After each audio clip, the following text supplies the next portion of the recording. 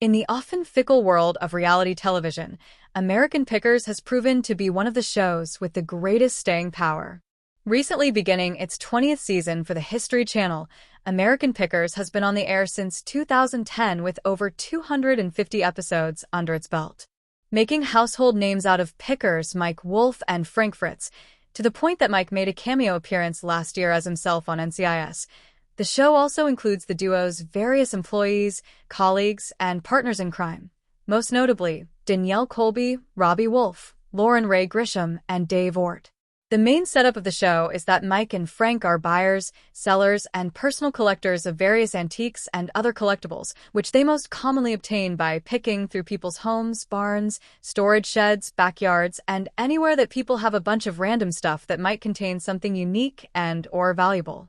The pair then negotiate with the owner of the items in question, trying to buy for as low as possible so that they are able to resell the item for a profit via their respective antique selling businesses.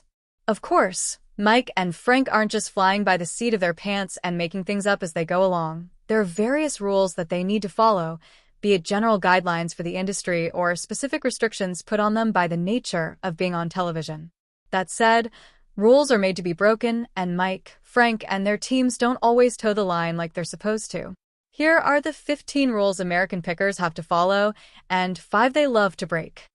Reputation means a lot in this business, and it doesn't bode well if it gets around that antique buyers are pressuring people to sell things they weren't completely ready to part with.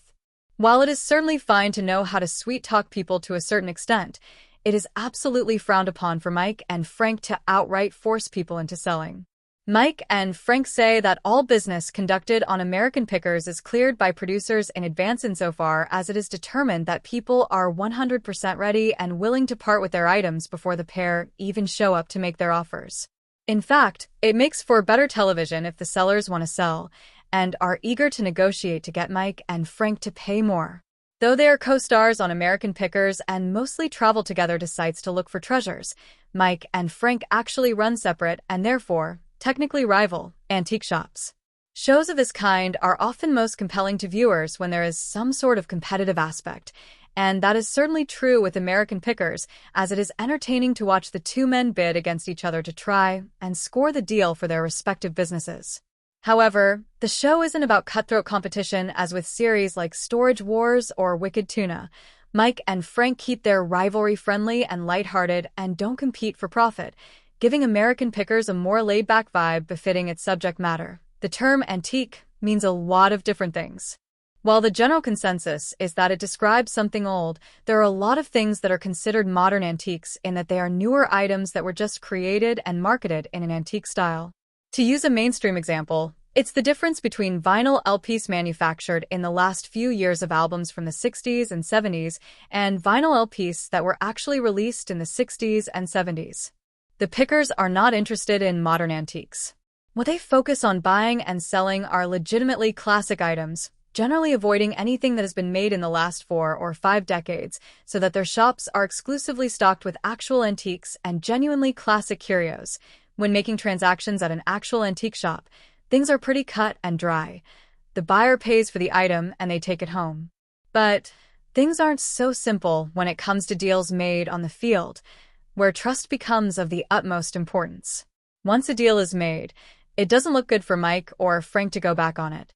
However, that's what happened when an American Pickers viewer saw a piece of farming equipment on the show that he wanted to buy and reached out to Frank directly. After coming to a mutual agreement on the price, the buyer sent the check and Frank confirmed receipt. Then, for no apparent reason, Frank decided not to sell, and even though he hadn't yet cashed the check, the buyer still took him to court and won. Just because you are rummaging through people's old barns and storage sheds that they haven't looked at or thought about for years, it doesn't mean that you can just help yourself to what is there. Entering people's property without permission is still trespassing, and it is not something that Mike and Frank do. Besides it obviously being illegal to trespass on private property,